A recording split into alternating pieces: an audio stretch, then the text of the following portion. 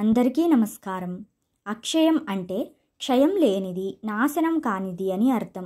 ఈ ప్రకారం చూస్తే అక్షతదియ రోజున చేసే పనులన్నీ క్షయం కాని ఫలితాన్ని ఇస్తాయి. కేవలం నాశనం లేకుండా ఉండడమే కాదు, చేసిన పుణ్యకార్యం మరిన్ని ఎక్కువ రెట్లు ఫలితాన్ని కూడా ఇస్తుంది. అందుకే అక్షతదియ రోజున ఏదో ఒక చిన్న పుణ్యకార్యమైనా చేయాలి అని పెద్దలు చెబుతూ ఉంటారు. వ్యాసుడు అక్షయ తృతీయ రోజునే మహాభారతాన్ని రచించడం మొదలుపెట్టాడు. అంతేకాదు, ఈ పవిత్రమైన రోజే గంగమ్మ తల్లి దివి నుంచి భూమికి దిగి వచ్చింది. కుబేరుడు అక్షయ తృతీయ రోజున లక్ష్మీదేవిని పూజించి ధనవంతుడు అయ్యాడు. మహాభారతంలో శ్రీకృష్ణుడు ద్రౌపదికి చీరను ప్రసాదించింది కూడా ఈ రోజే. ఇంత అద్భుతమైన రోజున బంగారంతో పాటు ఖరీదైన వస్తువులను కొంటే తమ సంపద, శ్రేయస్సు పెరుగుతుందని చాలామంది నమ్ముతారు. అక్షయ తృతీయ వంటి పవిత్రమైన రోజున లక్ష్మీదేవిని పూజించడాన్ని ఎంతో పవిత్రంగా భావిస్తారు. శాస్త్రాల ప్రకారం ఈ రోజున కృష్ణుడు యుధిష్ఠిరునికి అక్షయ పాత్ర ఇచ్చాడు. ఇందులో ఉండే ఆహారం ఎప్పటికీ పూర్తవ్వలేదు. అందుకే ఈ పవిత్రమైన రోజున దానం చేయడం వల్ల శాశ్వత పుణ్యం లభిస్తుందని పండితులు చెబుతున్నారు. ఈ శుభ సమయంలో వివాహ కార్యక్రమము, కొత్త ఇంట్లోకి ప్రవేశము, కొత్త వాహనం కొనడం, నిశ్చితార్థంతో పాటు ఎలాంటి శుభకార్యాలు ప్రారంభించినా ఖచ్చితంగా విజయవంతం అవుతాయని పండితులు చెబుతున్నారు. అక్షతదియ వ్రతాన్ని పెళ్లికాని వారు ఆచరిస్తే అతి స్వల్పకాలంలో వివాహం జరుగుతుందని నమ్మకం. ఈ వ్రతాన్ని లక్ష్మీనారాయణులు, గౌరీ శంకరుల్ని ఉద్దేశించి చెయ్యాలి. అమ్మవారి ప్రతిమను మంటపంలో ఉంచి పూజించాలి. అమ్మవారికి బెల్లము, నెయ్యి, నూనె, కలకండ, ఉప్పు, ఆకుకూరలు, జీలకర్ర నివేదన చెయ్యాలి.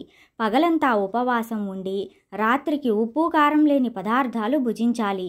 తప్పనిసరిగా రాత్రి వరకు మౌనం పాటించాలి.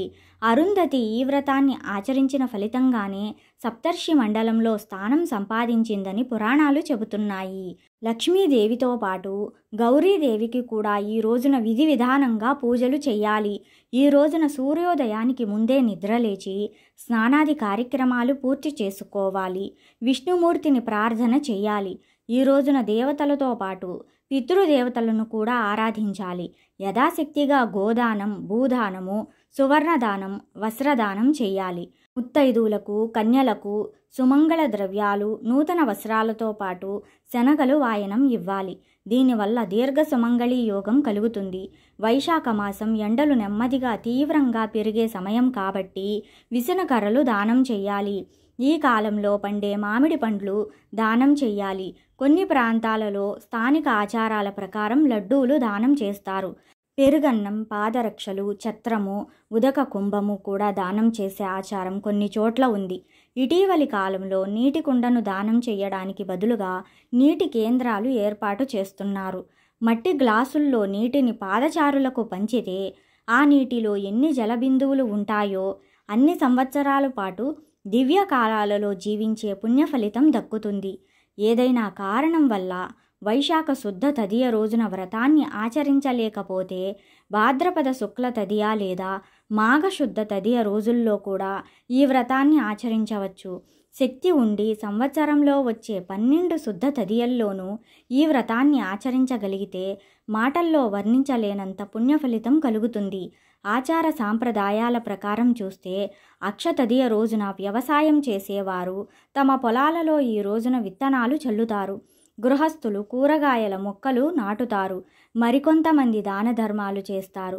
పూర్వం శాకాల నగరంలో ధర్మాత్ముడైన ఓ వ్యాపారి ఉండేవాడు. ఒక రోజున అతడికి దానం చెయ్యాలనే బుద్ధి కలిగింది. అనుకున్నదే తడువుగా తన దగ్గర ఉన్న వస్తువులన్నీ, చివరకు ఇంట్లోని వస్తువులు, ధాన్యాలతో సహా అన్నీ దానం చేశాడు. చివరకు కూరలు, పెరుగన్నం కూడా దానం చేశాడు. ఇప్పటికి ఎలా అన్న ఆలోచన అతడికి కలుగలేదు. భార్యా పిల్లలు వారిస్తున్నా వినిపించుకోలేదు. నిజానికి ఆ రోజు అక్షతదియ, కానీ అతడికి ఆ విషయం తెలియదు. తెలిసి చేసినా తెలియక చేసినా అక్షతృతీయ రోజున అమితమైన దానం చేసిన ఫలితంగా ఆ వ్యాపారికి తెల్లవారేసరికి కొన్ని రెట్లు ఎక్కువ వస్తువులు లభించాయి. అలా అతడు దానాన్ని తన చివరి రోజు వరకు చేశాడు. అమితమైన దాన ఫలితంగా అతడు తర్వాతి జన్మలో కుశావతి అనే నగరంలో ఉత్తమ క్షత్రియ వంశంలో జన్మించాడు. పూర్వజన్మ జ్ఞాపకాలు ఉండటంతో అనేక యజ్ఞయాగాలు, దానాలు లెక్కకు మిక్కిలిగా చేశాడు.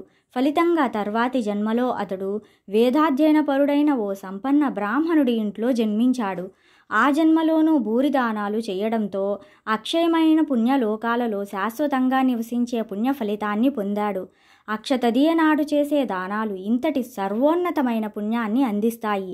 ఈరోజు చేసే ఏ చిన్న పుణ్యమైనా అనేక రెట్లు ఎక్కువ ఫలితాన్ని ఇస్తుంది అనే నానుడి వల్ల చాలామంది ఈ రోజున బంగారం కొనడానికి ప్రయత్నిస్తారు. చాలామంది కొంటారు కూడా. అయితే ఇది పూర్తిగా అవాస్తవం. మనం నిష్కామ కర్మగా చేసే పుణ్యకార్యాలు అనేక రెట్లు ఎక్కువ ఫలితాన్ని ఇస్తాయే తప్ప ఈ రోజున బంగారం కొన్నామని ఏడాదంతా బంగారం కొంటూనే ఉంటామని అనుకోవడం పూర్తిగా తప్పు. ఇది కేవలం వ్యాపారస్తులు ప్రవేశపెట్టిన పథకం మాత్రమేనని గ్రహించాలి.